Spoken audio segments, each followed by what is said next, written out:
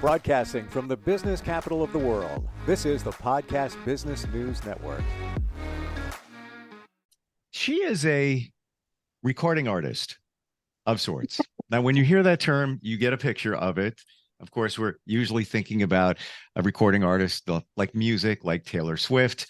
But she's a little bit different in that she's a graphic recording artist. And it's a unique field. And it's actually a lot of fun and creative and interesting. And you could be doing the same thing. What is a graphic recording artist? I could explain it. I know it. I love the idea. I'm going to let her do it as we welcome Ashton Rodenhiser back on the program. Welcome back. How are you? I am so happy to be here. Anytime I have an opportunity to talk to you, Steve, it just brings me joy. So I love it. Same. And when we first met, I didn't know graphic recording artist was a thing, or graphic recorder, however you want to phrase it. Yeah. And then when I learned what it was, learned what you do, I'm like, wow, why don't more companies use that? I think it's just a great idea. Explain it. Explain it. I could explain it. I've done it a ton of times when we get together, but I want to hear you from your perspective. Yeah. So sometimes when people have no idea what it is that I'm talking about, I'll usually lead with, when you're in a meeting and it's really boring. Yeah. I try to make that meeting less boring by bringing it to life, bringing some color, bringing some playfulness, and not just the fun visual aspect to it, but helping people learn and engage with that information. So when I'm in person, that usually means paper on a wall with my big markers and literally drawing out the conversation as it's happening in real time.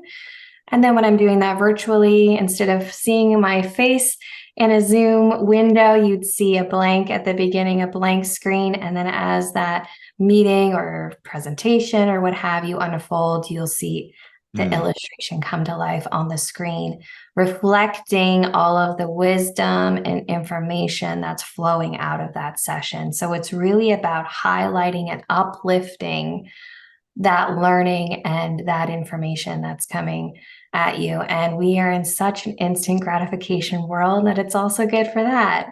You can look at this graphic in real time and then after and remember and have that engagement and potentially put that learning into action, which is what I hope all meetings and speakers want you to do after a session. So most people think in pictures. Most people consider themselves a visual learner. So it does reflect really nicely for the majority of the people in a room or in a meeting. And, picture's worth 1,000 words. That's a saying for a reason. It's such a cliche, but it is so true. It is a cliche, but it's true. Yes, exactly. And we're going to see examples of what you do in just a moment. But I never thought of it in terms of you could be, I picture you doing what you do digitally because that's what I've seen you do.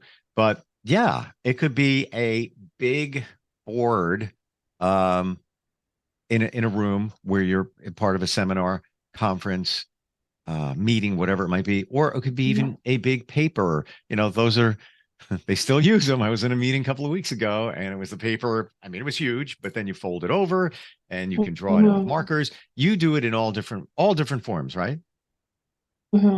Yeah. So there really is my pre and post COVID world story for what it is that I do. And pre-COVID, I was 100% in person and on paper. It wasn't until COVID that I had to switch my business model very quickly and work with people in a digital format. And now I would say I am still majority remote and virtual and digital, maybe about 85% of my work. I still love pen and paper. You can't beat the texture and the physicality that paper just brings. And it's very, very large. So usually one graphic is 4 feet or 3.5 feet by 6 or 8 feet long. They're very, very big for a reason, to kind of help captivate and showcase in a room, kind of no matter where you're sitting. So a lot of conferences and events that I would do before the pandemic, when I was 100% in person, you just see me with my giant rolls of paper and my boards and my big fancy markers, and create multiple of these sometimes during the day, like 2, 3, 4, 10 of these. So imagine yourself walking down the hallway of a conference and the walls are just lined with these like life-size gigantic illustrations. So there's something still really beautiful about the paper and the tactileness of being able to like physically touch them and touch your own words. Is just like this, it's this thing that you can't really describe until you're in it. And it's still a really beautiful way of working. But working digitally just allows me to have a more diverse client base and make things a bit more accessible, because I have limited capacity, unfortunately, when I have to travel all over. And before COVID, I was all through North America and a bit in Europe. Never made it over to Australia or that side of the world yet for work, but it definitely has taken me in many different countries and different places around the world, which is it's a bonus. But it's nice to be able to work from home and be able to serve clients in still a very fun and engaging and meaningful way, and do that virtually. Yeah. So I wonder, is it more challenging with paper because you don't have the safety net when you're doing it digitally on a tablet? Because I watch you do it. As you go along, you're like, let me change that. And then you just wipe it out, and then you change the line. Paper, not so much. And I'm going to guess that you're probably not sketching it in pencil first and then going over it. It's still 100% live. And there are pros and cons to both mediums for sure. Mm-hmm. And one of the cons to paper is you can certainly fix a mistake. It's just more annoying to do so. Yeah. So it is definitely more permanent. You don't have the flexibility that you do. And I do feel very spoiled now, but it's one of those things that you get used to what you know, right? So all I knew for about 6, 7 years was paper. That's all I knew. Right. And I knew the risks I take every time. You get used to timing and flow and feeling the room and managing how the speaker is talking, and you can kind of get a sense of things. So it's not always about what you're seeing that I'm doing. It's just a small part of the puzzle. So the listening and the thinking part is just as important as the drawing aspect that you actually see. So some of that work is just a little extra, I think, maybe for paper. You have to think a little harder. Whereas in digital, if you don't like something, you can just erase it. Or if you're like, oh, I don't like that there, I can just move it. Where you're like, paper, you just have to be I don't want to say cautious, but just have that balance. And you definitely have to embrace what you put down no matter what, because you can change little spelling errors or little things, but it's harder to change big sweeping mistakes. So you can't really look at it as a mistake. I kind of try to channel Bob Ross's happy little accidents, right? You just have to, whatever you put down there, you got to loop it into something else. And, it may not, what I find is you're your own worst critic. I'm like, oh, I wish I would have done that differently. But the majority of people, they can't even imagine doing it. So whatever you create is going to be helpful. You know what I mean? Sure. So, yeah. I get the visual when you're working with paper. Now you can't make those instant changes or corrections or just to change it up. Is it like you're at a certain point and that's, you know what? I really wanted this here. Is it almost like when somebody wants to fix a tattoo, but it's not tattoo removal, so you turn it into something else at that point? That is, I love that. I'm going to use that from now on. That is a great analogy of it. That is definitely true. Yeah, you just sort of take what you've put and you try to morph it and change it into something else if it's not quite the way. And you can be playful with things too. You can X something out and put a little note, you know what I mean? And if it fits. Yeah. If it fits, and sometimes if I don't know how to spell something, I'll just leave it blank and come back to it, right? I just write a few letters so I know, or put a sticky note so I know. Ah, And, like you don't have to necessarily capture everything in the moment. When there's a lull in a conversation, when they're telling a story and you're just listening for a minute, you can go and fill in things. And, sure. Google Sure. Images and dictionary.com are your best friends. Sometimes I'll just be off in a corner, like on my phone, and I'll tell people, like, I'm just figuring out how to spell something, because I am not a walking dictionary. I think my spelling has always been pretty decent, actually, and it definitely has improved. But there's still lots of words that you just don't know how to Oh, sure. write. You know what I mean? So yeah, there's sometimes you can hold back a bit and leave space to go and fill something in later if you're not quite sure. And white space is your best friend. It's like the unsung hero that no one really notices or thinks about. But in order to create a visual that's not totally crowded, you need to have white space all around it. A good percentage of your image is actually empty. And I did like a little watercolor class one time, and they talked about it's the white space that really highlights the things, like really makes it pop. And that is definitely true for graphic recording and live illustration, because it allows you to be able to like sneak in an idea. If something comes up, you have room, but then it also allows you to kind of add things as you need to, and allow things not to be like so crowded, so you can kind of see this like general flow and the main ideas kind of pop out, if that makes sense. Less is more. Always heard that. Less So is more. Yeah. we're going to show a quick example, and then we're going Yeah. to pivot into your book, how you can teach others how to do this fun, interesting field. And you don't need all this amazing art ability. And it's amazing what you can draw when you think about it. A lot of us can do just a lot of what you have on there. It would take experience and practice, but like you said, it's more about the flow and thinking about the message that's coming from the meeting, the seminar, the convention. Exactly. Yeah. So I'll flip through a few. These are just some ones that I liked over time. I think all of these so far have been this year alone. I'm not sure what number I'm at. Every few months I'll calculate how many graphics that I've created over the year so far. But Hmm. I think I did around 600 last year and 700 the year before. So, Wow.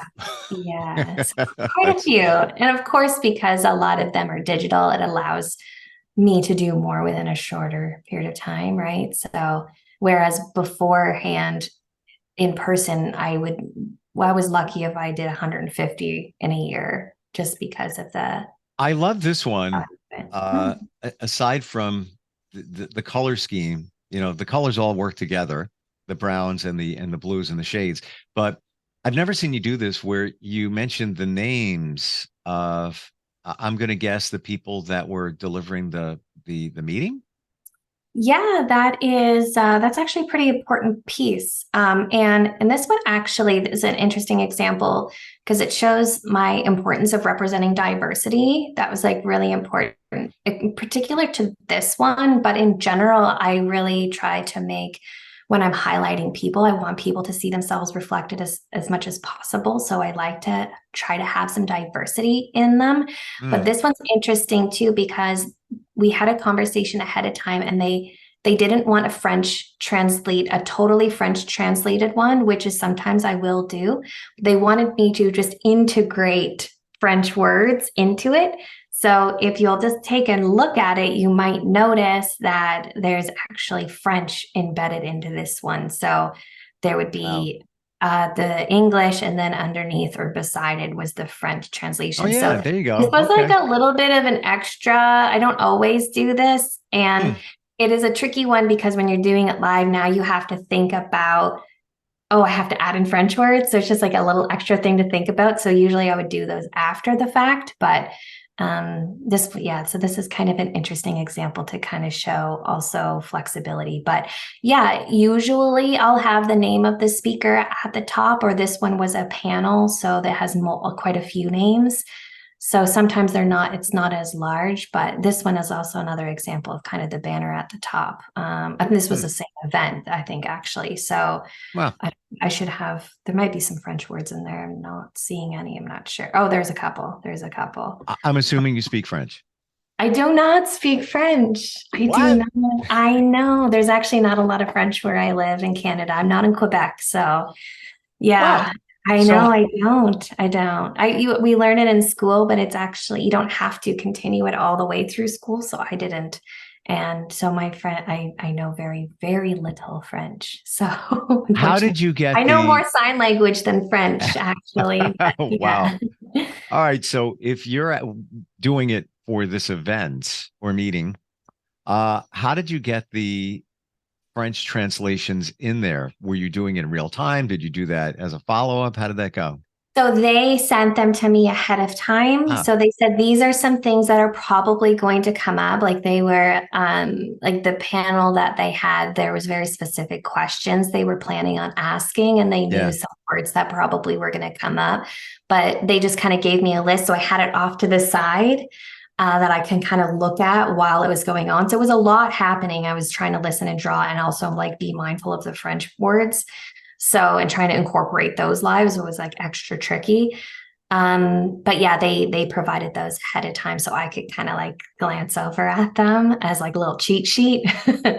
sure. You know, Yeah. when I first glance, and this is for anybody that thinks, oh, I don't know if I could do that. A lot of it is aside from the text, and you're hearing that. So it's not like you're making it up. You're Yeah. interpreting it. You might word it another way so it's quick and to the point, because that is the point of all of this. But Mhm. a lot of it is just shapes. So, and again on Honestly, yeah. right. And even on a Yeah. tablet, that enables you to add the color with, one press of your stylus, or whatever you're using. So yeah, again, here we go. Lots of shapes going on there. I want to get to the book. I don't want to run out of time here, but you've got a book that teaches how to do this, right? I do. Yeah. I'll stop this. I'll share the cover of it.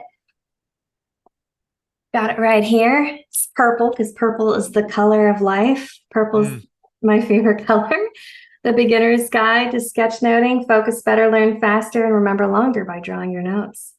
And wow. yeah, it's very illustrative. Oh, I've got wow. how to. It really starts very foundational, like emphasis on the beginner's word.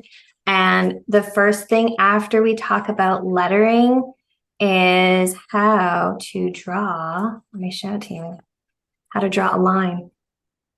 How to draw a line. And you made a really good point when we were looking at those examples, is a lot of them are quote unquote like basic shapes.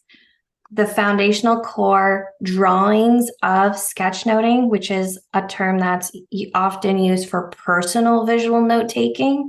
You could call it visual note taking if you want, but sketchnoting is a common term, is lines, squares, circles. Like a lot of the foundational core elements of it are actually very basic drawing Hmm. elements. So you can learn the basic drawing elements in 20 minutes, probably maybe even less if you really wanted to. And then the next phase into it is building your visual vocabulary. So when you hear a word, you already have an image in your mind that you know how to Ah. draw, that you've practiced. I think people, they see what I'm doing and they're like, how does she do that? But see it as like, Okay, let's do it. Let's do it. I'm going to throw you a word. What will you draw? What would you draw? I'm in a seminar right now, and okay, we're up to a point where in our company we need to accelerate. We need to accelerate what we're doing in terms of sales, in terms of growth. It's all about acceleration here, people. So I'm glad you came for our meeting today. We're going to look deeper into that. Acceleration is the theme of today's meeting. Now, of course, if this was a seminar, we would still be talking and go into different points, but that was the key. That was a key point I threw out there for Ashton Right. to come up with something. We didn't plan this. I just, I just throw it out there. I didn't I even know like you got something to draw with. I got two ideas, and they both incorporate an arrow, which is a very foundational drawing element. It's like line, then an arrow. So I got two ideas here. You can see two arrows. Yeah. Okay. Let's analyze that. And here's what's going on. I'm going to dissect it for you, for everybody else. Okay, okay. The three lines on the top image and also on the bottom image Yeah, show movement, and yeah, that's the acceleration. Yeah. yeah. And of course with the arrow, sure, it shows You movement know, forward. you've got small, and the loops are getting bigger, right? Yeah. Yeah. And the Wow. arrow is starting small and getting, I can't do this, getting No, you bigger. got it. I got it. Yeah. Yeah. That's And so then cool. I was sort of thinking the reason why I put the lines and then I kind of like maybe I shouldn't do that, put the lines in there is because I was thinking kind of two ideas at the same time. Mhm. And I was thinking more of this kind of thing, like going up. Sure. You know what I mean? And all of them all work. It shows Yeah, exactly. a change from here to here, movement, and Movement, yeah. however, accelerate could be moving up, could be If moving you had more time, you could like draw a little race car or something like that. Or right. Yeah. yeah, Yeah. That yeah, was super cool. And again, we didn't plan that. It yeah, just impromptu. I popped in love my head. that. Throw Those, it out those are there. Um, the best ways of doing it. That's fun. you know what I think about your book, Ashton? First of all, love it that it truly is beginner. It takes you Mhm. from you accelerate. You start at one Yeah, point as a yeah. beginner and then you move your way forward. But Mhm. if you were, let's say, somebody in college and this interests you and you think, you know what, I'd like to maybe, on the side, kind of play around with this, make some connections. And couldn't you also use what you learned here for some of your presentations in college as well to make them different and stand out? Mm.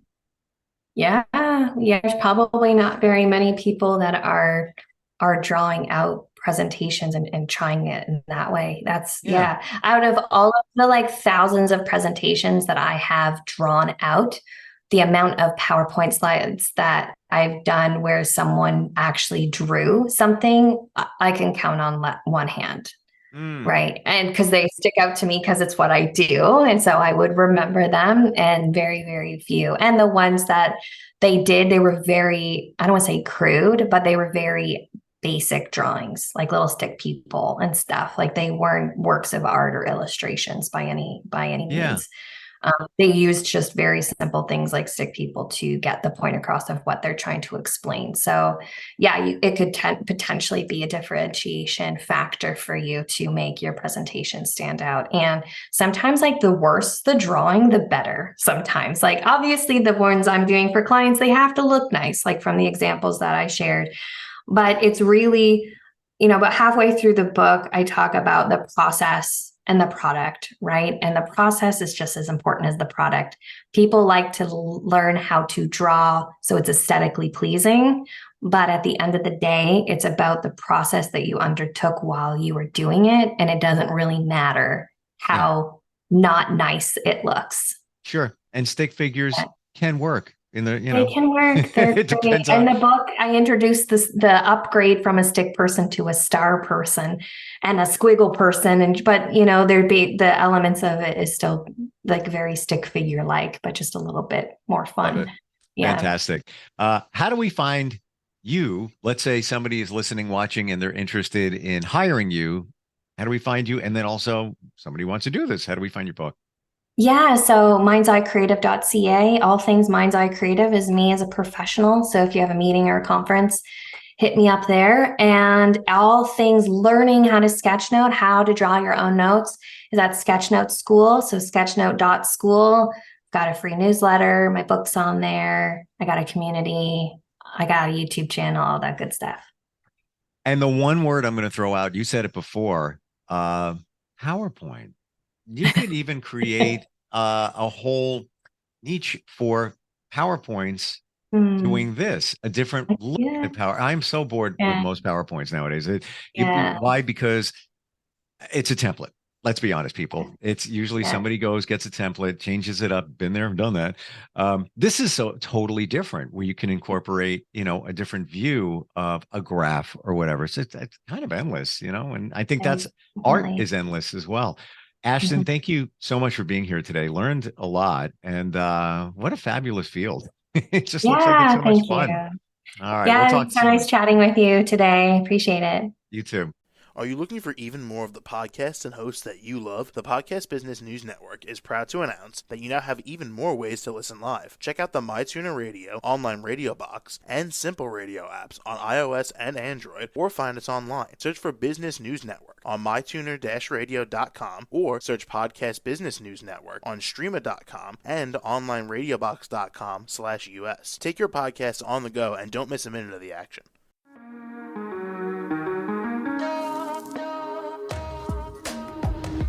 Broadcasting from the business capital of the world, this is the Podcast Business News Network.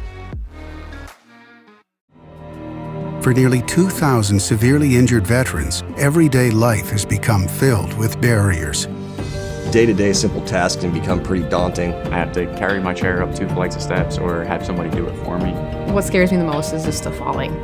When I'm struggling with my house, I think, to have that one great barrier just knocked down, it's crucial. Home for Our Troops is a wonderful nonprofit that builds a mortgage-free, fully adaptive, handicap-accessible house. And there's no catch. It'll be our very first home that we've ever owned. This is a game changer. This is where your life begins again.